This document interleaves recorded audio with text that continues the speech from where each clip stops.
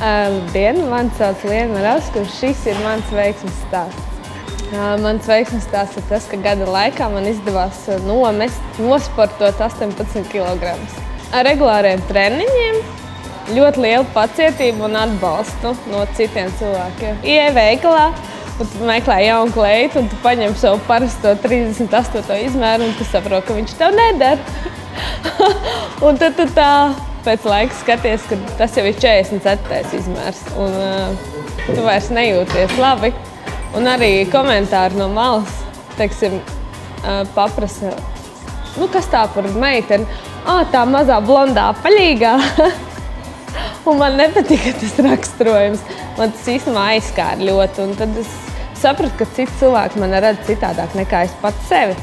Ka es iekšā jūtos labi, bet ārēji citādāk izskatās. Un tad bija jāsaka kaut kas darīt. Es vienkārši vienā dienā pēc darba atbraucu uz zāli, sarunāju ar treneri, kas nākšu trenēties. Jāsāk ir ar individuālu programmu, jo grupu nodarbības man nepatīk, tāpēc, ka es parasti netiku līdzi un es nesaprotu, kas jādara. Un tā es sāku, un tā es arī turpinu joprojām. Galvenā motivācija vienkārši nolikt kādu mērķi, uz kur tu tiecies. Tas ir tāpat kā uzrakstīt maģistra darbu, es jau teicu. Tu noliec mērķi un tu vienkārši dari visu, lai viņu sasniegtu. Man ir tāpat, es bez apstājas to darīju. Sākumā tās bija 2 reizes nodarbības nedēļā, un tagad tās jau ir 4 reizes nodarbības. Jā, ir jānomet vēl 2 kilogrami. Sajūtas ir brīnišķīgas, man liekas. Piemēram, ikdienā tu saņem ļoti daudz komplimentus, kas tā jau iepriekš te bija, varbūt mēnesi reizi kāds kaut ko pasaka, ka Liena, tev jauna frizūra. Tu tagad, Liena, tu brīnišķīgi izties, Liena, tev ir tāda figūra. Tādas patīkams izjūtas. Ne tikai uzmanība no citiem ir arī pašai vieglāk.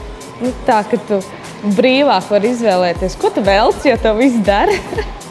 Man liekas, ka ir jānosprauž viens liels mērķis. Ko tu gribi izdarīt? Tu gribi noskriet maratonu, tu gribi nomest svaru, vai tu vienkārši gribi labi izskatīties. Un, ja tev kāds no šiem mērķiem atbilst, tad tev vienkārši jāiet uz viņu. Un nav tāds, man garšo ēst, man garšo saldumi, vai arī man vecā bija resni. Tās ir muļķības, tas viss ir jāatmet un jāiet uz savu mērķi.